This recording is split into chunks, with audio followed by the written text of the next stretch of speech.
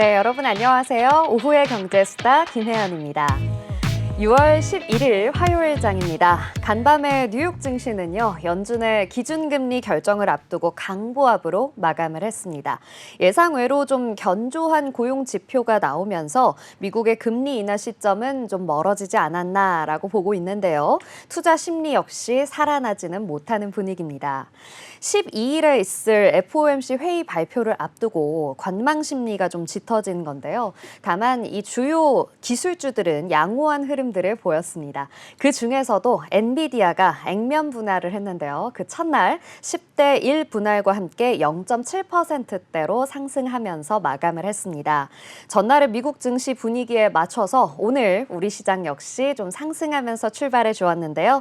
코스피, 코스닥 모두 상승하는 흐름 보여줬습니다. 코스피는 오전장부터요, 이 전기가스업이 굉장히 급등하는 흐름 보였는데요. 현재는 화학 업종과 유통 업종도 굉장히 크게 또 상승하는 흐름 보여주고 있습니다. 다만 철강 및 금속 업종이나 운수 창고, 의료 정밀 업종들도 대체로 좀 하락하는 모습 보여주고 있습니다. 현재 코스피 지수는 2,708선에서 움직이고 있는데요. 계속해서 좀 마감까지 빨간불 지켜낼 수 있었으면 좋겠습니다. 코스닥 역시 오늘 좀 소폭 상승하면서 출발을 했는데요. 코스닥 지수도 현재는 869선에서 움직여주고 있습니다. 화학 업종들 굉장히 우세한 흐름들 보여주고 있고요. 또 기타 서비스 업종 오늘 크게 오르고 있습니다. 알테오젠이 이 업종의 지수 상승을 좀 견인하는 모습이라는 점 주목해 볼 만하고요. 대신 어제 좋았던 의료 정밀 기기는 오늘 좀 하락세를 걷고 있다라는 것 지켜보셨으면 좋겠습니다. 자, 오늘 오수다는요, 편지혜 기자와 함께하는 이모저모 이슈 모아보는 모이슈 시간 준비되어 있고요. 그리고 한재민 작가와 함께하는 재테크 비법 전수, 재테크 비법 모음집 시간과 함께 다양한 수다 주제들 준비되어 있습니다.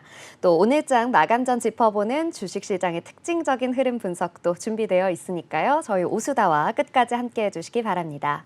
아울러 본 방송에서 제공하는 정보는 투자 판단을 위한 조언일 뿐 주식의 가치의 상승이나 하락에 대해서는 보장하지 않는다는 점도 기억해 주세요. 자, 오후의 경제수다, 오수다 지금 시작하겠습니다. 그럼 현재 이 시각 우리 시장 상황부터 보고 와야겠죠? 장화선 캐스터 나와주세요. 안녕하세요. 시황센터입니다. 이번 주 굵직한 이벤트들 앞두고 있는 우리 국내 증시죠. 바로 오늘 6월 11일 FOMC가 시작돼 수요일 마감됩니다. 이 금리 동결 가능성이 크다고 점쳐지고 있는 상황인데요. 목요일에 결과 나올 것 같은데 우리 지수 변동도 어떻게 따라갈지 확인해 보시면 좋겠습니다. 네, 그럼 오늘 지수 흐름부터 출발하겠습니다. 먼저 코스피입니다. 네, 양시장 모두 표정이 밝습니다. 코스피 0.31% 상승한 2,709선에서 움직이고 있습니다. 코스닥 0.52% 상승한 869.23에서 움직이고 있는 모습입니다. 이제 수급 상황 살펴보겠습니다. 네, 기관과 외인이 함께 매수세 보이고 있습니다. 매도세 보이고 있습니다. 기관 1,481억 원 팔아내고 있고요. 외인 1,314억 원 팔아내고 있는 모습입니다. 개인 2,830억 원 사자세 보이고 있는 모습입니다. 코스닥 수급 상황 살펴보겠습니다. 네, 기관과 외국인이 동반 매수세 보이고 있습니다. 196억 원 물량 담아내고 있고요. 220억 원 물량 담아내고 있는 모습입니다. 개인 홀로 289억 원, 팔자세 보이고 있습니다. 네, 이어서 종목 흐름 살펴봐야겠죠? 네, 코스피 시가총액 상위 종목 1위부터 5위까지 살펴보겠습니다. 네, 먼저 삼성전자, 오늘 이 엔비디아 주가 상승과 미증시에도 불구하고 0.4% 하락한 모습입니다. 네, 75,400원 선 지나가고 있고요. 네, SK하이닉스 1.44% 상승한 21만 1,000원 지나가고 있습니다. LG에너지솔루션 1.27% 상승해 35만 7,500원 선 지나가고 있고요.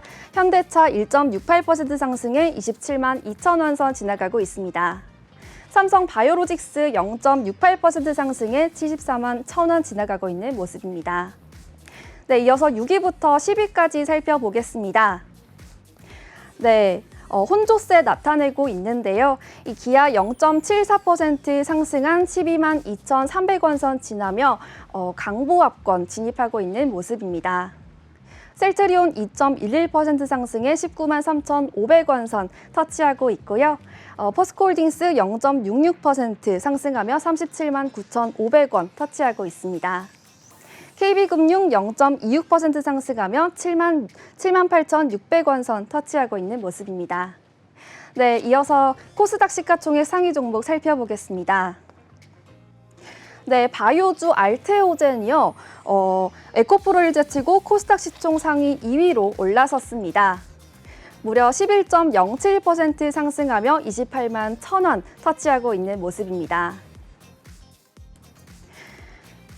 네, 엔캠은 2.16% 상승해 28만 4,000원 선 지나고 있고요. 네, 지금까지 시황센터였습니다.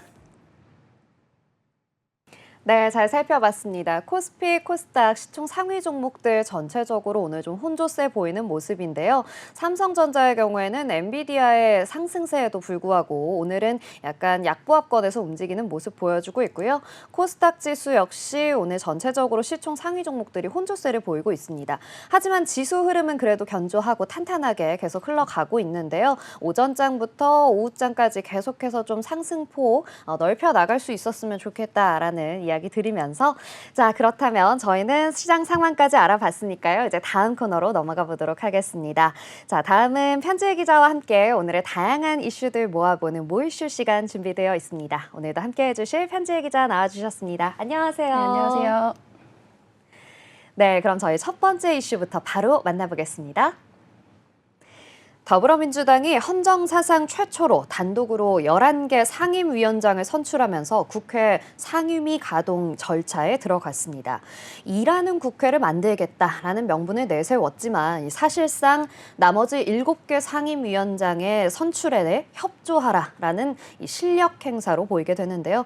이 상황들에 대해서 좀 간단히 설명 부탁드릴게요. 네, 더불어민주당은 오늘 오전 원내 지도부 회의와 의원총회를 통해 상임위원 가동과 관련한 구체적인 계획을 세웠습니다. 이번 상임위 가동은 윤석열 대통령이 제2요구권을 행사한 최상병 특검법과 방송 3법을 처리하기 위해 추진되고 있습니다. 특히 법사위원회는 곧바로 첫 회의를 소집한다고 예고하기도 했습니다. 그렇군요. 이 법사위의 수장격인 법사위원장은 이 법안 상정 권한과 또 의사진행 권한 등을 도맡게 되는데요. 이번에 선출된 법사위원장은 누구인가요? 네, 법 통과의 관문 역할을 하는 법사위의 위원장에는 정청래 최고위원이 선출되었습니다. 정 위원장은 자신의 페이스북에 법사위 첫 회의를 곧 소집할 예정이라고 말했으며 국민의힘 법사위원들에게 착오 없도록 당부했습니다. 민주당은 최상병 특검법 통과를 최우선 과제로 삼고 있기 때문에 법사위를 서둘러 가동할 계획이라고도 말했습니다. 좀 빠르게 법사위를 시작할 예정인 것 같은데요. 이 법사위뿐만 아니라 과학기술정보방송통신위원회도 가동될 예정이라고요? 네, 과방위도 오늘 오후 회의를 열어서 방송 3법을 처리할 계획입니다. 과방위 간사로 내정된 김현 의원은 서울시 미디어재단 교통방송 문제와 관련해서 국정조사를 촉구하는 기자회견도 열 예정이라고 말했습니다. 그렇군요. 그렇다면 이 아직 선출되지 않은 상임위 위원장들은 어떤 상황일까요? 여야가 아직 7개 상임위 위원장을 아직 선출하지 못한 상황인데요. 민주당은 여당이 협상에 응하지 않으면 이마저도 단독으로 선출할 방침입니다. 박찬대 원내대표는 나머지 상임위도 신속히 구성을 마치기 위해 본회의를 열어달라고 요청했습니다. 민주당은 이번 주 목요일인 13일을 데드라인으로 제시를 하면서 그날까지 나머지 상임위원장을 선출하겠다고 밝혔습니다. 이미 이 11명을 굉장히 단독으로 독단적으로 또 선출을 한 것에 이어서 13일까지 나머지 위원장들도 선출을 하겠다라고 밝혔다는 거죠. 그렇다면 이 앞으로의 국회 일정은 어떻게 될까요? 네, 민주당은 상임위원장 선출을 모두 마치면 24일부터 교섭단체 대표 연설을, 26일부터는 대정부 질문을 통해 정부를 상대로 각종 현안을 질의할 계획이라고 밝혔습니다.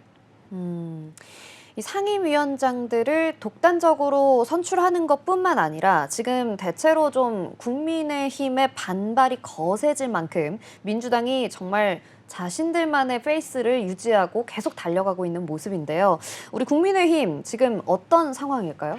여야 지도부가 원구성을 놓고 막판 릴레이 협상을 이어갔지만 합의점을 찾지 못했습니다. 국민의힘은 운영위와 과방위를 넘기는 대신 법사위를 달라고 제안했지만 민주당은 마지막 협상까지도 거부했다고 날을 세웠습니다. 민주당은 예고대로 11개 상임위를 단독으로 표결을 했고 국민의힘은 표결 강행에 반발해 본회의장 밖에서 규탄 집회를 열기도 했습니다. 네, 정말 이 양당의 갈등이 계속 격화되는 것만 같은 느낌이 드는데요. 그렇다면 마지막으로 이번 상황에 대해서는 이 민주당과 국민의힘 입장이 좀 어떻게 정리해 볼 수 있을까요? 민주당은 국민의힘 입장 변화가 없을 경우 남은 7개 상임위원장 자리도 민주당 몫으로 가져가는 방안을 검토하고 있습니다. 국민의힘 소속 의원 전체 명의로 상임위원 사임 요청서를 제출한 데 이어 모든 상임위 전 참여 거부도 검토하고 있어 구성을 둘러싼 여야 대치는 당분간 계속될 것으로 보입니다. 네. 민주당의 독단, 그리고 국민의힘의 어떻게 보면 좀 방관 아닌 방관처럼 보이게 되는데요. 이 여야의 대치가 하루빨리 좀 마무리가 되어서 국민을 위한 입법에 집중할 수 있기를 바라겠습니다. 그럼 저희는 다음 이슈 만나보겠습니다. 4월 경상수지가 1년 만에 적자로 돌아섰습니다. 외국인에 대한 국내 기업들의 배당금 지급이 집중되는 계절적인 요인의 영향이 굉장히 크게 작용한 탓인데요.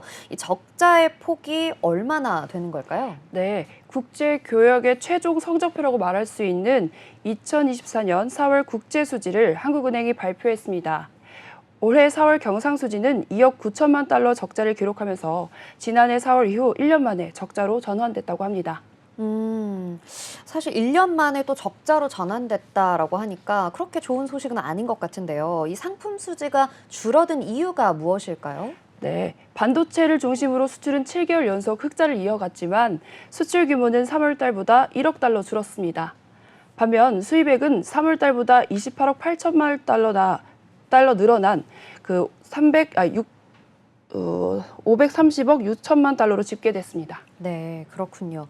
이 상품 수지가 줄어든 것뿐만 아니라 본원 소득 지수도 적자로 돌아갔다고요? 네, 맞습니다. 우리 국민이 해외에서 번 돈에서 외국인이 우리나라에서 번 돈을 뺀 본원 소득 수지가 33억 7천만 달러 적자로 돌아서면서 경상 수지에 악영향을 주었습니다. 특히 외국인 배당 지급 급증으로 배당 소득 수지 적자가 35억 8천만 달러에 달했습니다. 굉장히 또 적자로 돌아설 수밖에 없었던 여러 가지 이유들이 있었던 것 같은데 그렇다면 이 서비스 수지는 어떤 상황일까요? 네, 서비스 수지는 동남아와 중국 관광객 증가로 여행 수지 적자가 개선이 되면서 직전 달보다 7억 7천만 달러 줄어든 16억 6천만 달러 적자를 기록했다고 합니다. 네, 이 모든 수치들이 다 적자로 돌아섰다. 그렇게 유쾌하지만은 않은 소식인데요. 사실 이런 상황에서 한국은행은 전망을 또 어떻게 하고 있을까요? 네, 한국은행은 이번 경상수지 적자가 일시적인 것으로 평가하고 있습니다. 4월에 외국인 배당이 집중되는 계절적 요인이 컸던 만큼 5월부터는 기존의 양호한 흑자 흐름이 이어질 것으로 내다봤습니다. 이에 따라서 상반기 경상수지 279억 달러 흑자 전망치를 달성하는 데는 더 큰 문제가 없을 것으로 보고 있습니다. 네, 1년 만에 적자로 돌아서기는 했지만 이제 앞으로 흐름이 좋아질 것이다 라고 이야기를 한 만큼 앞으로의 경상수지 추이 좀 주목해 보셨으면 좋겠습니다. 자, 그럼 저희는 마지막 이슈 만나보겠습니다. 최근 매장에서 고객의 동선과 또 체류 시간을 분석해서 맞춤형 마케팅에 활용하는 행태 정보 알고리즘이 도입이 되고 있습니다. 자세한 소식 우리 기자님 좀 전해주시죠. 네, 유통업계에서는 매장 CCTV를 활용한 행태 정보 알고리즘의 활용 범위가 빠르게 확대되고 있습니다. 고객의 동선, 체류 시간, 시선을 분석해서 상담사에게 전달하는 시스템인데요. 예를 들어서 30대 여성, 신제품 매대인 A구역에 3분 31초 체류 후 상담 구역에서 신제품 상담, 그리고 상품 구매 가능성은 51% 같은 정보가 제공된다고 합니다. 저는 이 CCTV라고 해서 사실 우리가 잘 알고 있는 그냥 이 구역을 비추는 그런 어떤 비디오 정도로만 생각을 했는데 굉장히 다양한 기술들이 담겨 있는 것 같습니다. 새로운 기술인 것 같기도 한데요. 이 기술 어떻게 좀 활용이 될 수 있을까요? 기업들은 이 정보를 통해서 고객들의 관심 제품과 구매 확률을 파악하고 맞춤형 프로모션을 준비한다고 합니다. 현대자동차와 신세계백화점 등 오프라인 공간을 운영하는 기업들은 이 상품을 배치하고 실시간 마케팅에 적용하고 있습니다. 매장 내 고객들을 실시간으로 집계하는 피플 카운팅 그리고 고객이 많이 머무는 구역을 색상으로 표현하는 히트맵 등이 대표적입니다. 사실 이 매장을 관리하고 운영하는 입장에서는 이 기술들이 굉장히 도움이 되겠습니다. 지금 말씀해 주신 것처럼 피플 카운팅이나 히트맵과 같은 기능들을 활용해서 조금 더 많은 사람들에게 좋은 상품을 소개할 수 있을 것 같다라는 생각이 드는데요. 그럼 이 기술의 작동 방식은 어떻게 되는 걸까요? 네. 지능형 CCTV가 높은 해상도와 딥러닝을 통해 고객의 특성을 분석한다고 합니다. 예를 들어 흰색 원피스를 입은 여성을 찍으면 흰색, 원피스, 여성 등의 키워드를 저장한다고 합니다. 이렇게 수집된 행동 데이터는 AI를 통해 분석이 되어서 매장 운영에 활용됩니다. 트랜스페런시 마켓 리서치에 따르면 글로벌 영상 분석 시장 규모는 2027년 146조로 커질 전망입니다. 네, 영상 분석, 단순하게 그냥 영상을 보고 분석하는 기술인 줄 알았더니 여기에도 결국 이 지능형 AI 기술이 도입이 되어 있었네요. 그런데 지금 이야기해 주신 걸 들어보니까 사실 꽤나 구체적인 정보들을 알 수 있는 것 같습니다. 조금 걱정이 되기도 하는데요. 이런 기술 도입에 대한 우려는 없을까요? 네, 물론 있습니다. 개인정보를 둘러싼 논란이 있습니다. CCTV로 개인을 식별할 수가 있어서 사생활 침해 문제가 제기될 수가 있는데요. 아마존은 최근 개인정보 유출에 대한 우려로 오프라인 매장 아마존 스타일 2곳을 닫았다고 합니다. 소비자 행태정보 분석 업체들은 CCTV 영상에서 필요한 정보만 추출한 후 원본 영상을 바로 삭제하고 개인을 특정할 수 없도록 비식별화 처리를 한다고 설명하기도 했습니다. 네, 정말 아무래도 개인정보가 좀 유출될 우려가 꽤나 커 보이기 때문에 이 부분은 꼭 대책을 잘 마련해서 그런 일이 없도록 해야겠습니다. 자, 이렇게 해서 오늘도 세 가지 이슈 모두 알아봤습니다. 함께해 주신 편지혜 기자님 고맙습니다.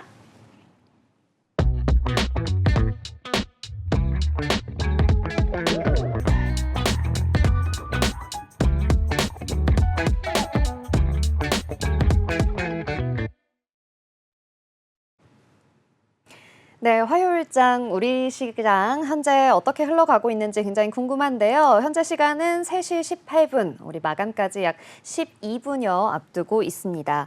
마감되기 직전에요. 우리 어떤 흐름들을 좀 주목해 봐야 할지 오늘 국내 증시에 대해서 조금 더 이야기 드려보도록 하겠습니다. 오늘 여러분과 함께 좀 이야기해보고 싶은 내용은요. 바로 이 내용입니다. 한전의 이야기인데요. 인도네시아의 41조 규모의 송전망 구축 사업을 추진하기로 했습니다. 이 소식이 전해지면서요. 이 전날 한전산업, 재룡산업, 세명전기 등은 이 상한가를 만들어내기도 했습니다. 오늘도 조금 상승 흐름들을 오전 중에는 많이 보여줬었는데요. 한전산업이나 재룡산업, 세명전기와 같은 종목들 오늘 오후 들어서는 조금 힘을 내지 못하는 흐름 보여주고 있거든요. 지금 세명전기 한번 살펴보시면 세명전기 역시 현재는 음봉 전환을 한 상태고요. 재룡산업 역시 음봉 전환을 한 상태로 보여지고는 있습니다. 하지만 그래도 역시나 반드시 모멘텀이 있는 분야다라는 생각이 드는 게요. 연초부터 계속해서 이 전력 설비주와 관련해서 꾸준한 상승 전망은 이어져 오고 있었습니다. 그리고 여기에 한전의 이 인도네시아 송전망 구축 사업 소식까지 전해지면서 앞으로 계속해서 좀 장밋빛 전망 이어가지 않을까라는 이런 전망들이 나오고 있는데요. 김동철 한전 사장이 10일 인도네시아 자카르타에 인도네시아 전력공사 PLN입니다. 본사에서 이 PLN과 지멘스 에너지와 함께 업무 협약을 체결을 했습니다.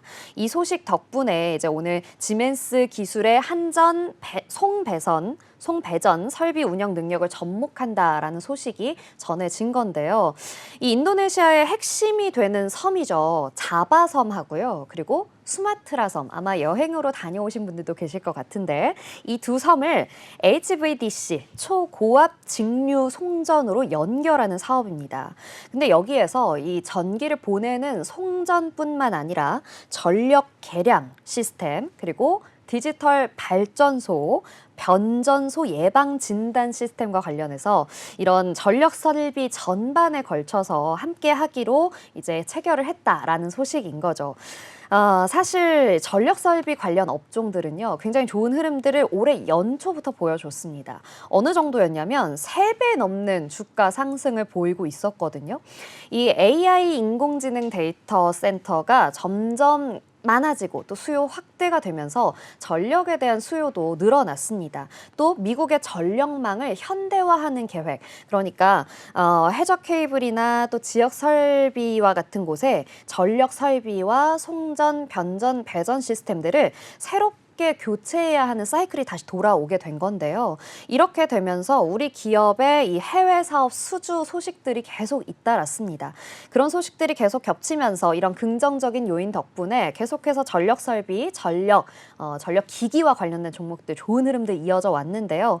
HD 현대일렉트릭은요, 오늘 3%, 4% 이상 급등하는 흐름들 보여주고 있는데 올해 들어서 무려 250%에 가까운 상승을 보여줬습니다. 굉장히 무서운 상승 흐름이죠. 그리고 LS 일렉트릭, 효성 중공업과 같은 관련주들도 역시 주가 3배에 가까운 상승률을 보여주고 있습니다. 네, HD 현대일렉트릭의 경우에는 현재는 음봉 전환을 했는데 계속해서 좀 좋은 흐름들 이어져 가고 있으니까요. 이 부분도 여러분이 전력 설비 관련해서 좀 체크해 보셨으면 좋겠고요. LS 일렉트릭, 네, 강보합에서 계속 움직이고 있네요. 195,100원 지나가고 있습니다. 자, 현재 아마존이나 구글 그리고 MS와 같은 빅테크 기업들은요, 모두 이 1분기 실적에서 향후 AI에 대규모 투자를 하겠다라는 전망들을 밝혔거든요. 그러다 보니까 결국 전 세계적으로 이 데이터 센터가 3일에 한 개꼴로 생기고 있다고 합니다. 굉장히 빠른 속도라고 저는 느껴지는데 이 AI 구동에 들어가는 전력 소모량이요, 기존의 이 데이터 센터들보다 굉장히 크게 증가할 수밖에 없다고 해요. 미국의 10대 유틸리티 기업 중에 8곳이 전력 수요 증가율 전망치를 기존의 1 미만에서 2에서 6으로까지 올려 잡았다고 합니다. 굉장히 많은 전력이 필요하다라는 것을 시사하는 것인데요. 결국 이런 수혜 확대 전망까지도 뒷받침하는 전략이라고 볼 수가 있겠죠. 그렇지만 또 주의해야 할 것이 있습니다. 이런 장밋빛 전망이 가득한 전력 설비 관련주라고 하더라도 우리 투자자분들의 입장에서는 옥석 가리기가 굉장히 중요하겠죠.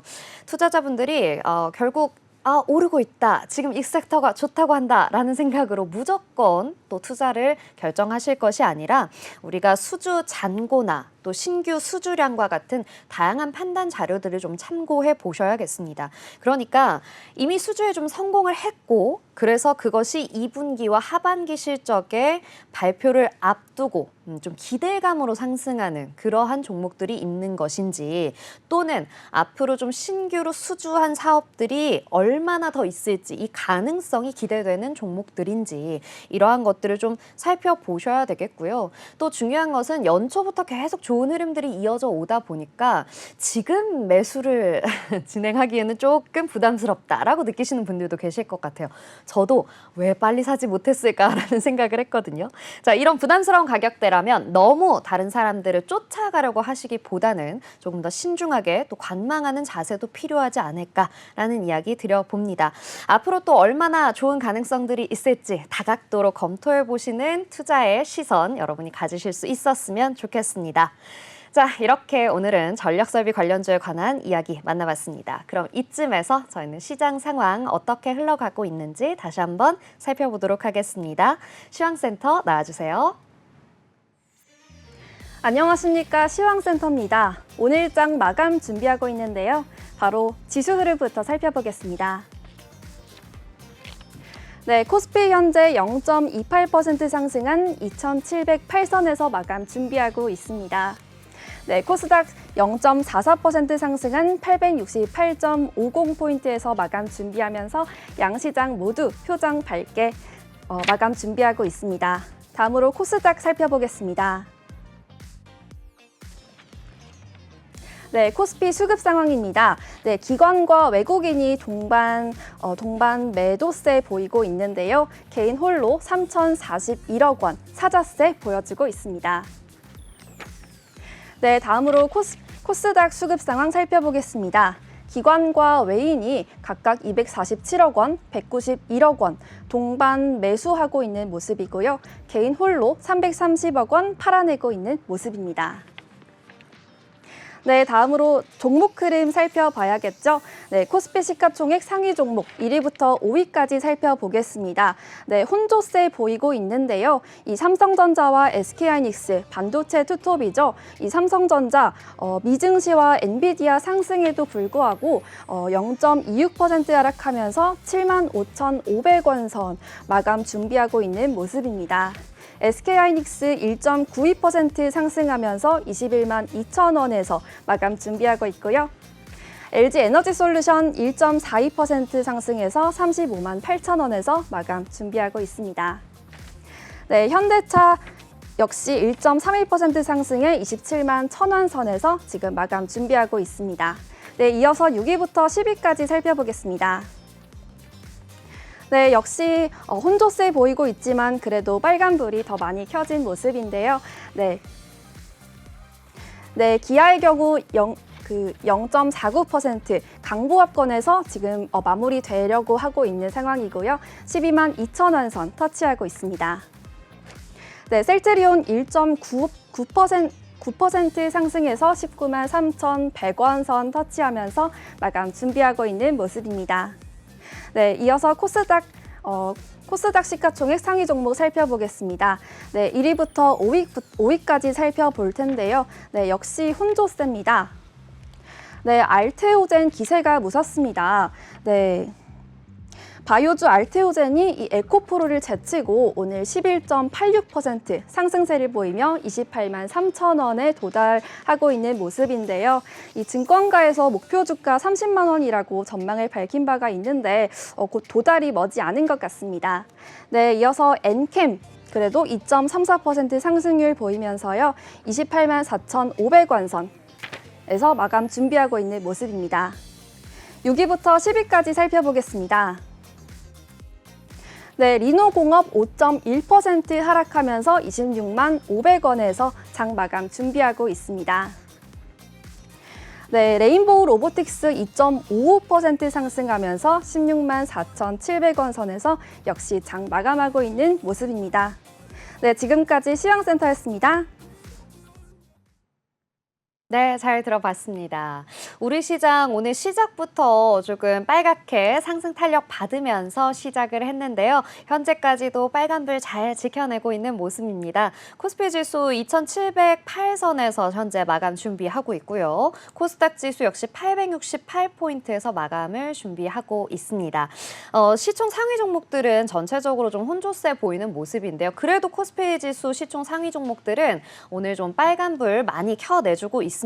삼성전자 흐름이 조금 아쉽기는 한데요. 그래도 빨갛게 잘 물들어주고 있네요. 자, 코스닥 지수의 시총 상위 종목들은요. 오늘 진짜 좀 많이 혼조세입니다. 하나는 오르고 하나는 내리고 이런 종목들 흐름 볼 수가 있는데요. 알테오젠 굉장히 무섭게 올라가고 있다는 점 여러분이 주목해 보셨으면 좋겠습니다. 자, 이렇게 혼란한 혼조세 시장 속에서도 오늘 그래도 조금 굳건하게 자리를 지켜준 종목이 있습니다. 바로 리튬 관련된 종목들 알아보려고 하는데요. 오늘 좋은 소식이 하나 이어졌습니다. 바로 리튬 관련된 3사가요. 이 볼리비아 정부와 볼리비아 국영 리튬 공사가 추진하고 있는 볼리비아 염호 개발 국제 모집에서 이 3단계 평가를 받았는데 그중에 상위 그룹에 포함되었다라는 소식이 전해진 겁니다. 어느 회사냐고 하면요. 하이드로 리튬, 그리고 리튬 포어스, 리튬 플러스 이렇게 3사인데요. 하이드로 리튬 오늘 이 소식에 24% 이상 급등을 했고요. 6,510원에 오늘 종가 형성해 나가고 있습니다. 그리고 리튬 포어스도 오늘 굉장히 좋은 흐름들 보여주고 있거든요. 13% 이상 상승하면서 급등하는 흐름 보여줬습니다. 자, 이 3사는요. 사실 이 볼리비아 정부에서 21개의 업체들을 심사했습니다. 그래서 4개의 그룹으로 나누었는데요. 이 4개의 그룹으로 나눈 것이 바로 우선순위를 기준으로 4개의 그룹을 나누었습니다. 그런데 이 3사가 상위 5위에서 8위인 2그룹에 편성이 됐습니다. 그러면서 굉장히 좋은 전망을 기대해 볼 수 있겠다라는 소식과 함께 오늘 좋은 흐름 보여줬는데요. 리튬이 오르면서 2차 전지 종목들도 오늘 조금 좋은 흐름 보여주지 않을까 싶었는데 마감까지 여러분께서 2차 전지 관련해서도 잘 지켜보셨기를 바랍니다. 자, 이렇게 해서 오늘 특징주까지 모두 알아봤는데요. 그럼 저희 마감이 됐네요. 네, 우리 시장 마감이 됐습니다. 간략하게 마감 지수 한번 짚어드릴게요. 자, 코스피 지수는 2,705포인트에서 마감을 했고요. 코스닥 지수는 868포인트에서 마감을 했습니다. 자, 그럼 저희는 다음 코너로 넘어가 보도록 하겠습니다. 오늘은요, 부동산 재테크 비법을 알려주는 한재민 작가의 재테크 비법 모음집 시간이 준비되어 있습니다. 모든 시청자분들의 고민이실 겁니다. 재테크 어떻게 해야 되지? 돈 어떻게 불려야 하지? 하는 고민들 갖고 계실 텐데요. 이런 분들의 고민을 알기 쉽게 비법 전수해 주실 한재민 작가님과 함께 보도록 하겠습니다. 작가님, 안녕하세요. 네, 안녕하세요. 한재민입니다. 네, 반갑습니다. 자, 작가님, 오늘도 재테크에 관련된 여러 가지 비법 소개해 주시리라 믿고 있겠습니다. 그러면 첫 번째 질문부터 드려볼 텐데요. 오늘은 부동산 이야기를 좀 중점적으로 해보려고 합니다. 작가님, 이 주거용 부동산 그리고 상업용 부동산 이렇게 좀 구분을 하거든요. 이렇게 구분을 하는 이유가 혹시 따로 있을까요? 재테크 면에서는 이 두 가지는 굉장히 큰 차이가 있거든요. 네. 대표적으로 보자면 한 두 가지 정도는 일단 차이가 있어요. 첫 번째로는 세법에서 차이가 나죠. 주거용 부동산 같은 경우는 숫자가 많을수록 세율이 높아지는 불이익을 얻을 수가 있고요. 네, 그런 부분에서 좀 상업용 부동산하고는 차이가 있죠. 왜냐하면 상업용 부동산은 한 채를 갖고 있든 10채를 갖고 있든 세율은 똑같습니다. 네. 네. 두 번째로는 이제 고르는 기준에서 같은 부동산이라고는 하지만 엄연하게 너무 많은 차이가 있거든요. 네네. 이를테면 편의성이라고 하는 부분은 부동산에서 중요한 부분이거든요. 고를 때. 그렇죠. 그런데 주거용 부동산에서 말하는 편의성과 상업용 부동산에서 말하는 편의성이 좀 달라요. 어떻게 네. 다를까요? 주거용 부동산에서 말하는 편의성은 쉽게 말하면 이렇게 얘기하면 돼요. 꼬마 아이를 키우는 아이 엄마가 네. 살기 좋다면 그게 편의성이에요. 네네. 네, 주거용 부동산에선. 네. 반대로 상업용 부동산에서는 접근성을 얘기할 때 보통 이런 말을 쓰거든요. 아. 도보로 접근할 수 있는 편리성 또는 대중교통으로 접근할 수 있는 편리성 이런 네네. 부분들. 그러니까 같은 용어라도 좀 많이 기준이 다르기 때문에 서로 좀 다르게 보실 필요는 있습니다. 그렇군요. 이 주거용과 상업용, 사실 부동산이라는 하나로 좀 묶이기 때문에 크게 차이가 없지 않을까라고 저는 생각을 했었는데 굉장히 다양한 부분에서 또 차이가 있는 것 같습니다. 자, 그렇다면 이 주거용 부동산 하면 저는 이것만 생각납니다. 아파트, 맞죠? 일단 뭐 아파트야말로 뭐 네. 대한민국 뭐 아파트 공화국이란 말이 있을 네, 정도로 맞습니다. 네.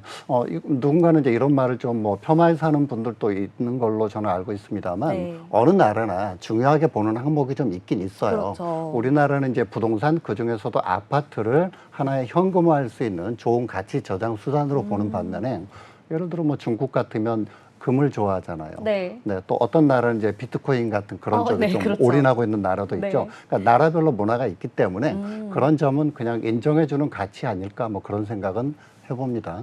네.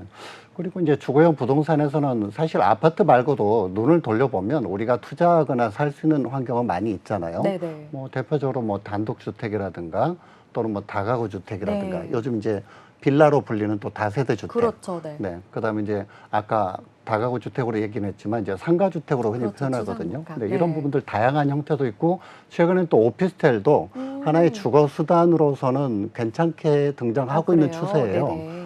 투자하는 분들 입장에서는 이런 부분도 좀 시야를 넓힐 필요는 있지 않을까 그런 생각 해봅니다. 그렇군요. 네, 주거용 부동산이라고 해서 뭐 아파트가 대표적인 것은 맞지만 아파트만 보지는 말자라는 이야기 해주셨습니다. 맞습니다. 또 우리 작가님 이야기 듣다 보니까요. 다양한 형태의 또 주거용 부동산이 있는 것 같네요. 그런데 그래서 우리나라에서는 이 아파트 공화국이라는 이야기처럼 아파트 선호 현상이 굉장히 큰데 이제 아파트 투자 가치는 끝났다 이런 이야기가 있어요. 이 말에 대해서는 어떻게 생각하세요? 그러니까 이제 부동산에 생로병사라는 게 있거든요. 네네. 그러니까 처음엔 나대지라는 게 있고 네. 그 위에 누군가가 또 주택을 짓겠죠. 그렇죠. 단독주택으로 얘기하는. 네. 근데 이때는 집 한 채당 차지하는 면적이 그래도 한 50평쯤 대지 지분이 있다고 가정을 하면 이제 이 집을 허물고 그 다음 집을 짓게 되면 이게 이제 소위 말해서 빌라라든가 연립주택. 네네. 또 그 다음에 다시 한번 이걸 또 무너뜨리고 새로운 집을 지으면 또 아파트. 아, 그렇죠. 네.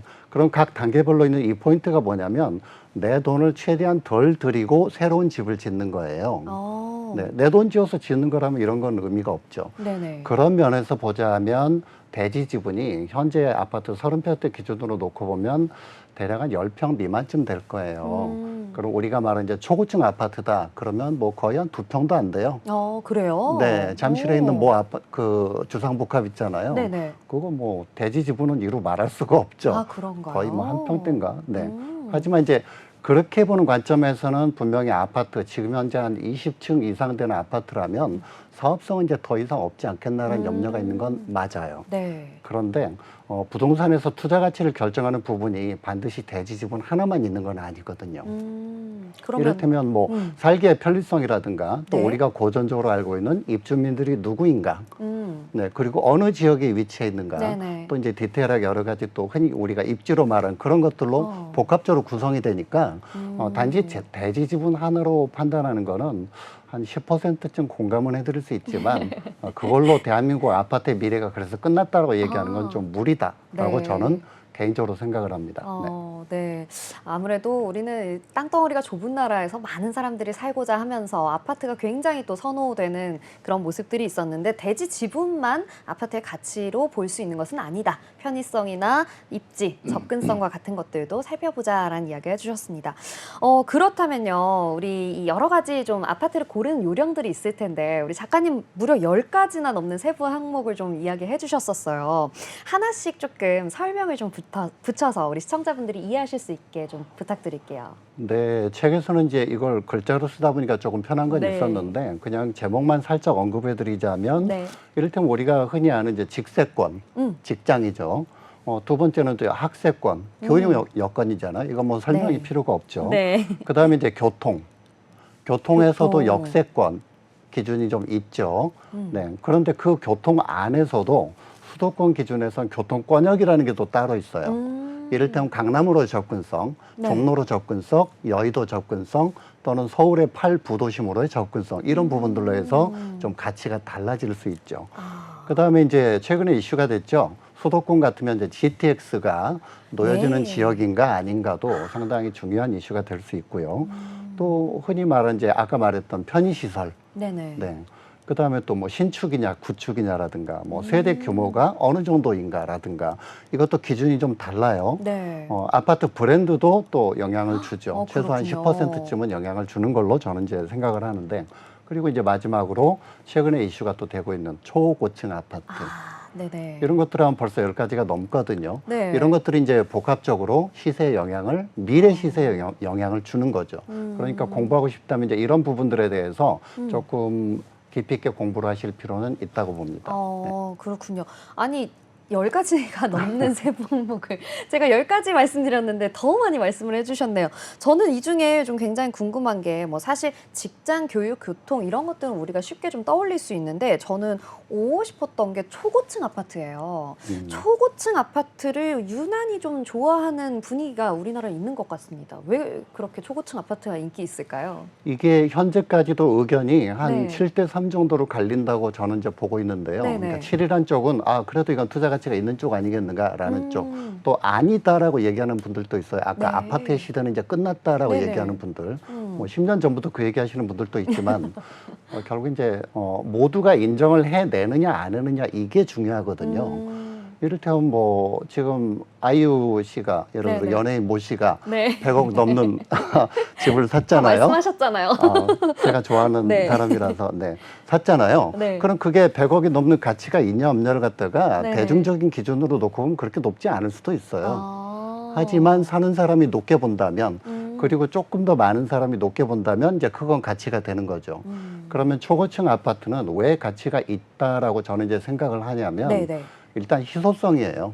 아. 네, 네네네. 희소성. 그리고 이게 인허가가 쉽게 나지를 않아요. 게다가 높은 데 살면 조금 더 위험해지지 않을까. 예를 들어 지진 네, 나면 맞아요. 어떡하냐. 걱정돼요. 뭐 물론 뭐 10층에서 떨어져도 아프고 50층에서 떨어져도 네. 아픈데 아무래도 50층이 더 아픈 것처럼 아프겠죠. 느껴지잖아요. 네.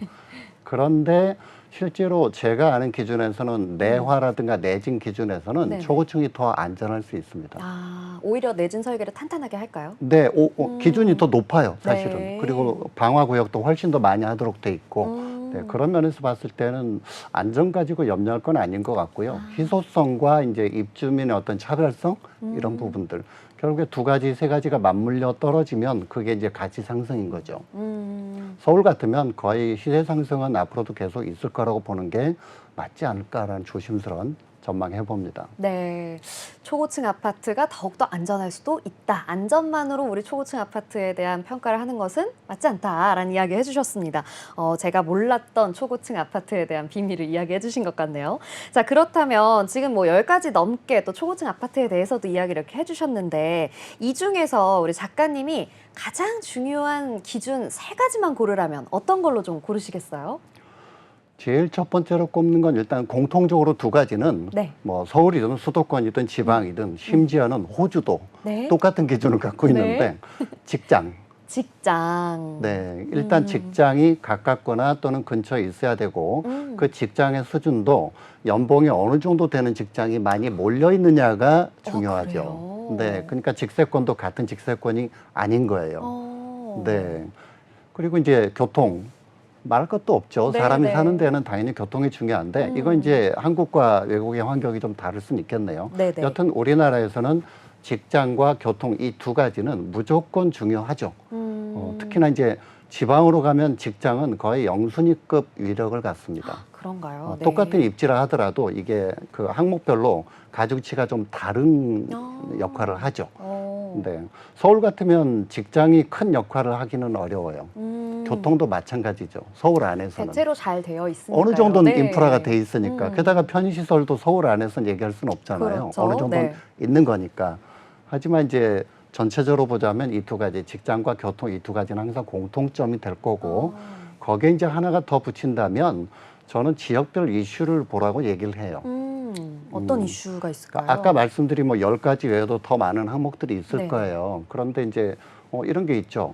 어떤 지역은 항공기 소음이 문제가 되는 지역이 있어요. 네. 저는 이제 이걸 얘기할 수는 없죠. 또 어떤 지역은 교통이 계속 불편한 지역이 있어요. 맞습니다. 심지어 서울인데도 여기만 유독 맞아요. 이런 데가 있단 말이죠. 네. 그럼 그런 데는 교통 소재가 하다못해 경전철 하나만 나와도 흔들리는 거죠. 그렇죠. 네.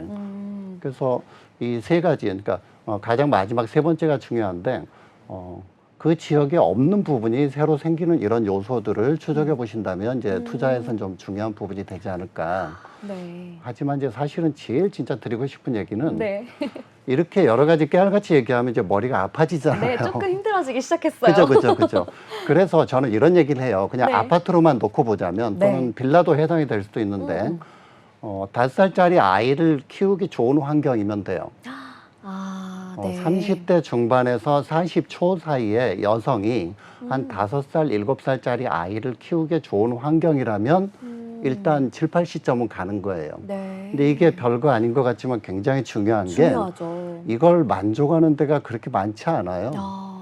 맞습니다. 네, 일단 안전이라는 면에서 예를 들어 어떤 지역은 노숙자가 조금 네네. 몰리는 데가 있잖아요. 뭐 자선단체가 이렇게 뭐 한다든가 그러면 아무래도 해당 지역에는 좀 불리한 요소가 그럴 수 되죠. 있죠. 아무래도 엄마들 입장에서는 좀 불편할 걱정이 수는 되실 있죠. 수 있죠. 네.